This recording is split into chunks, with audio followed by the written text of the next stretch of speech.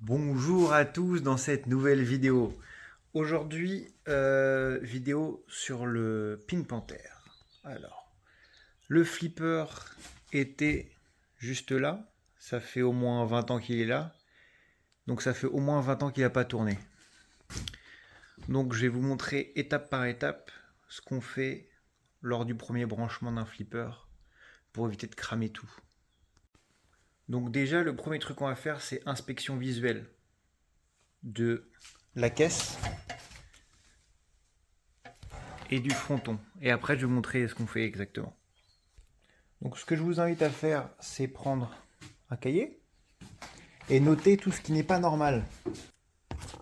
Premièrement, on peut voir que la carte a l'air OK. Cette carte-là a l'air OK. Elle n'a pas été tant bouffée que ça.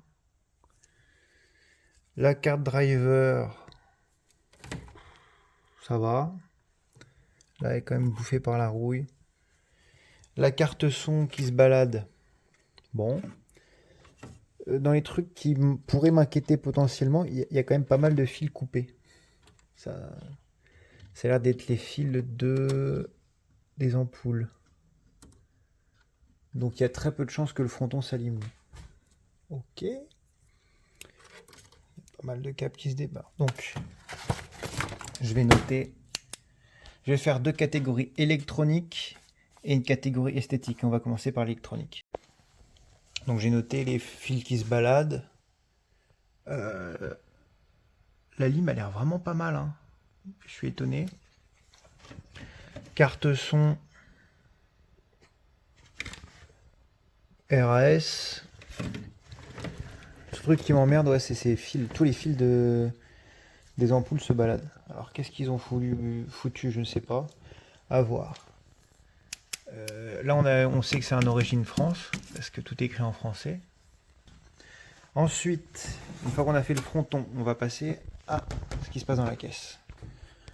Du coup, condensateur de filtration. C'est pas celui d'origine, il a été changé. Donc, ce qu'on peut voir, ça c'est le condensateur d'origine. Celui-là, il a été changé. Le pont de diode a été changé. Donc, on va tester le pont de diode. Va falloir vérifier les fusibles. Vérifier qu'ils sont du bon calibre. Et en fond de caisse, c'est à peu près tout, hein. Ici, il n'y a rien. C'est un mono haut-parleur. Tout le reste, ça a l'air plutôt correct. On testera le voltage aussi. Après, au niveau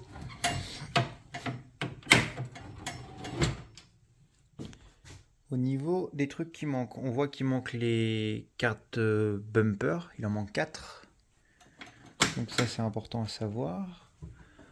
On va vérifier les fusibles. Les fusibles ont l'air corrects. Les autres fusibles, est-ce qu'il y a d'autres fusibles? Il y en a l'autre là. Ils ont l'air corrects. En vidéo, ça se voit pas bien. Donc il manque les 4 cartes bumper. Ok. Est-ce que visuellement je vois d'autres choses? J'ai pas l'impression. Il y a les. Alors il y a cet autre fusible là. Je vois pas d'ici. Qui est grillé. Donc il me faut un 2 ampères slow blow ici. Je vais relever le fusible pour le voir. Hop. Comme je ne vais pas le changer tout de suite, je le mets comme ça je m'en rappelle. Il y a une araignée. Ok. On voit que les transistors sont là. Parce que des fois on peut trouver des flippers où les transistors ont été coupés. Là ils sont là et les pattes sont soudées. Les relais ont l'air bons. Globalement, il manque pas trop de trucs. Là, il y a des trous de perçage, je sais pas ce que ça peut être. Je sais pas. Mais voilà. Donc un fusible sous le plateau et 4 bumpers. Et en bas, on a dit qu'on allait vérifier les voltages et les filtrations, mais qu'il n'y avait rien d'autre de spécial. Donc on passe à l'étape d'après, remplacement des fusibles.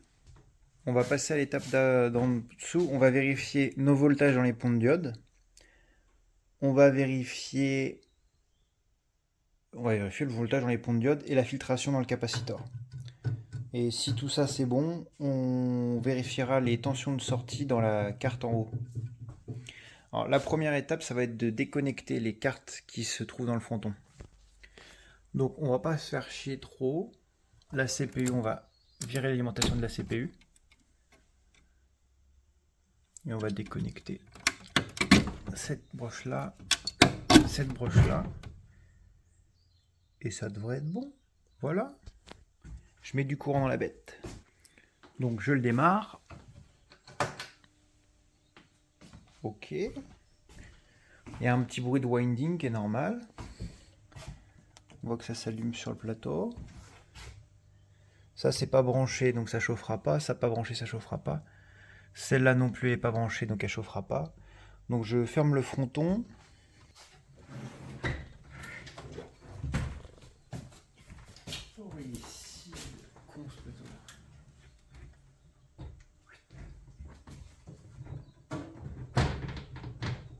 Le fronton tient moyen, bon c'est pas grave. Alors vous allez prendre votre voltmètre. Position VDC 200, ça c'est bien. Donc je vous montre. Voltmètre, ça c'est courant continu, ça c'est courant alternatif. Donc vous mettez en 200 courant continu et on va vérifier les ponts de diode.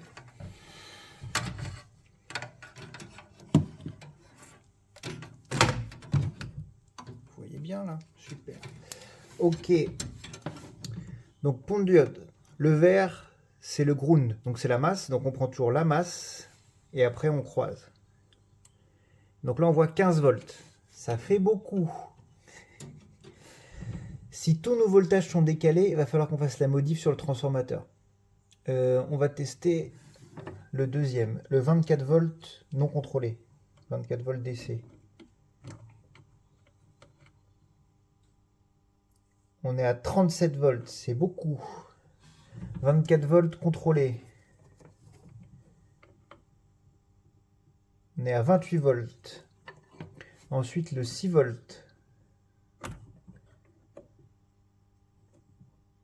Bah là on n'a rien en 6 volts. Ça c'est con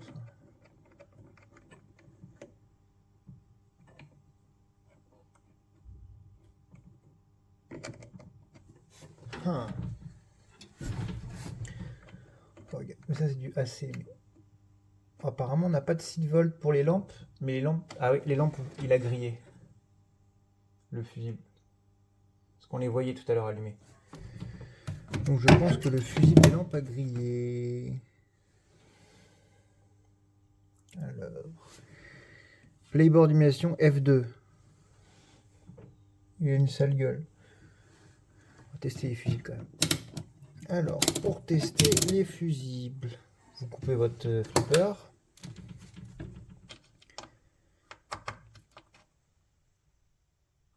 Fait pas de bruit celui-là. Fait pas de bruit. Bon, ça passe. Ça c'est bon. Ça c'est bon. Ça c'est bon. C'est bon. C'est bon. C'est bon. Donc les fusibles sont bons. Je rallume. Ah, on a de l'illumination sur le plateau. On va retester. Je me repasse en courant.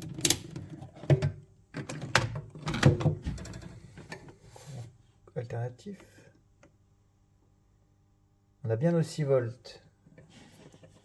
Et sur le 24, on a bien 38, ce qui n'est pas normal.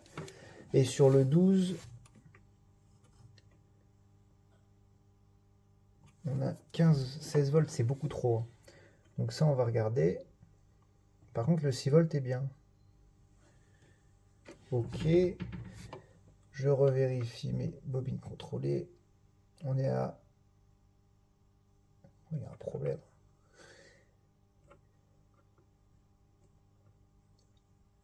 « 28 volts. Donc ce qu'on va regarder, c'est la configuration du transformateur pour voir si c'est la bonne. Mais avant ça, on va regarder combien on a de volts dans la prise. Vous mettez en alternative 600 et vous mettez une broche de chaque côté dans la prise.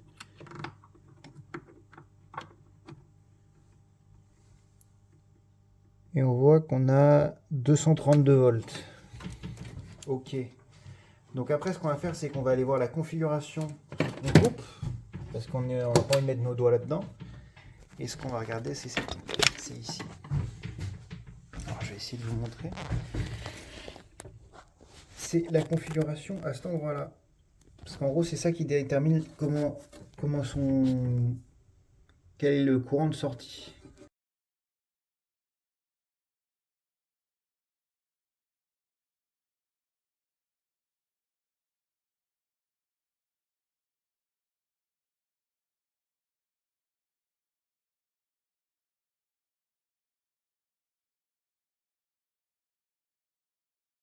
Du coup, je suis en train de regarder le manuel et il semblerait qu'il n'y ait pas de câble entre COM et 110 et 100. Donc je pense qu'il y a eu une erreur et qu'on est censé être entre COM et 115. Donc je vais dessouder et ressouder et on va voir si nos voltages sont meilleurs.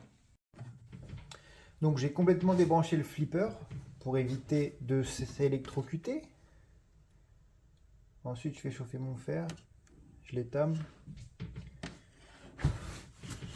Donc celui-là, pour moi, il est mal branché. De toute façon, vous voyez rien.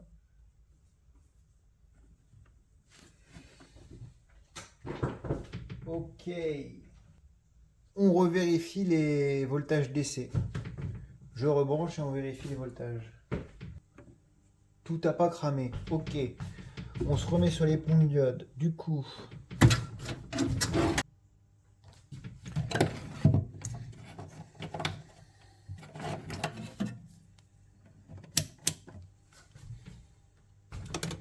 le 24.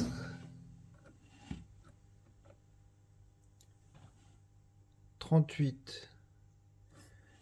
Pas l'air beaucoup mieux. Le 12. 14,2. C'est pas ouf. Le 6. 6,1. Le 24. 28.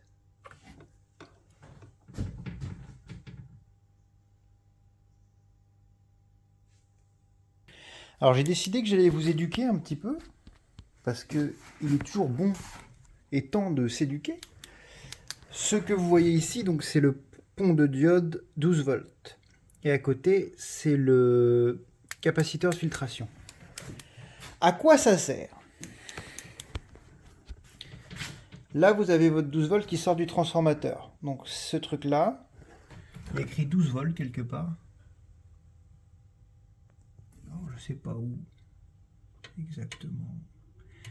Et c'est peut-être écrit juste le numéro de broche et pas le voltage. Mais en gros, il y a 12 volts qui sort. Ce 12 volts arrive en alternatif, donc comme ça, dans le pont de diode.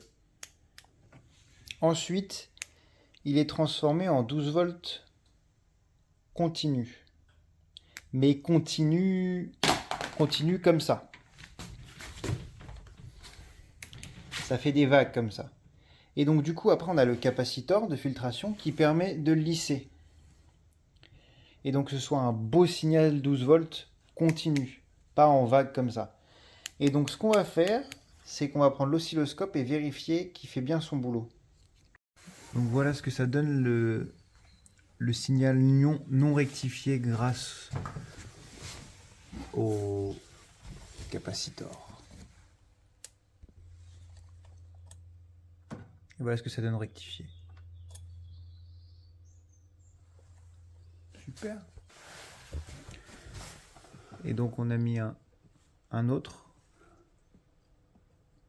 Et on peut voir que ça rectifie encore plus le courant.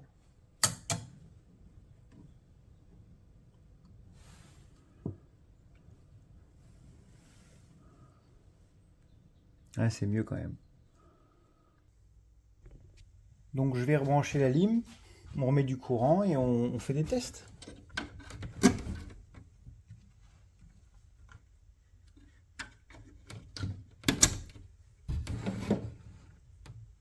Je sais pas si vous la voyez bien. Là. En gros, vous avez le TP3 qui est le COM. Donc COM, ground, c'est la même chose. Est-ce que je peux... Est-ce que vous voyez? Ouais, vous voyez. Ok. Donc je vais prendre mon COM avec ma probe noire et aller chercher mes voltages. Alors le 8 volts, 8 volts 7, ok. 42 volts, 44 c'est ok. On est toujours un peu haut. Hein. Ensuite le 5 volts, 5 volts 0,1, parfait. 8, 60 volts, ça c'est pour les afficheurs. 63 volts, c'est ok. Donc on voit que nos voltages sont bons. Donc maintenant on va tout rebrancher, on va essayer de démarrer le flipper et voir ce qui se passe. Hein. Je viens juste de bouger le pin et quand je vois l'état de la driver, ça sert à rien en fait de la connecter. Elle est complètement morte, je change la driver et on va essayer quand même avec la carte d'origine et une driver neuve.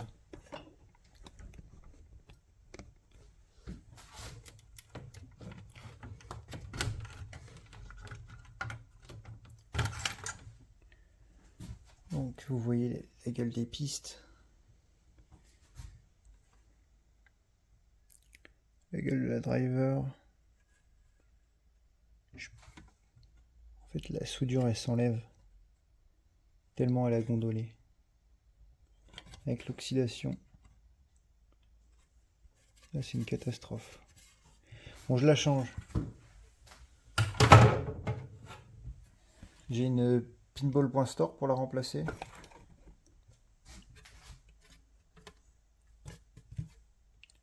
Nouvelle génération.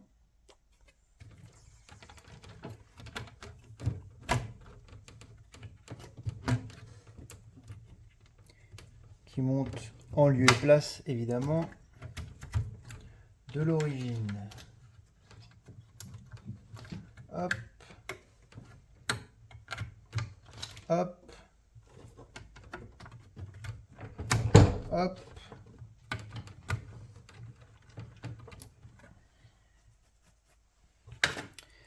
Et le H3J2. Celui-là, c'est toujours de la merde. Surtout quand le plateau... Hop.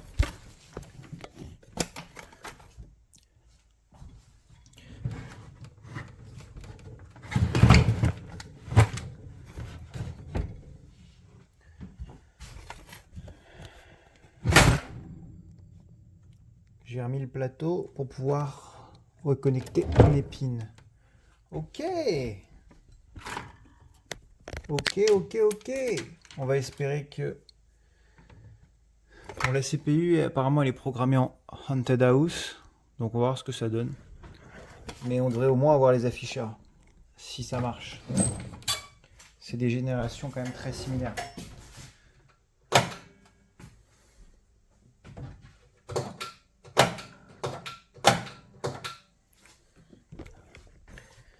Alors, quand je le lance, on entend une bobine qui s'active. Ça, c'est pas bon pour nous.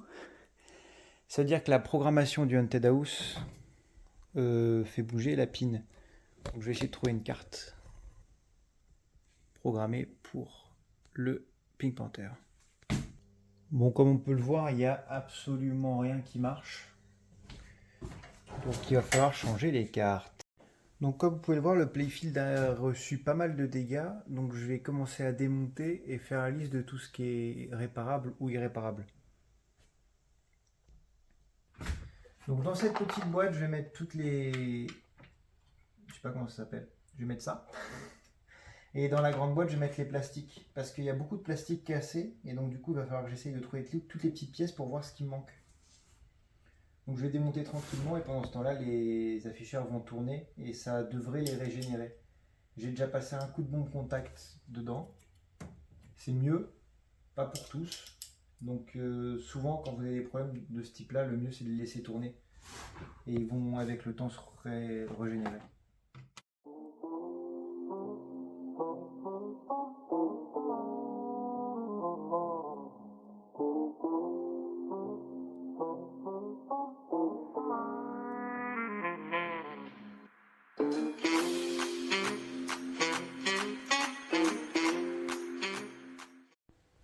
J'ai mis différentes couleurs de LED pour tester et voir ce que ça donne. Donc je teste ça. Donc voilà ce que ça donne. Donc mes favorites c'est celle-là et celle-là. Du coup j'ai changé toutes les LED en dessous par toutes les ampoules en dessous par des LED et je trouve que le résultat est pas mal. Je me suis permis quelques folies au niveau des diamants. Vous me direz ce que vous en pensez.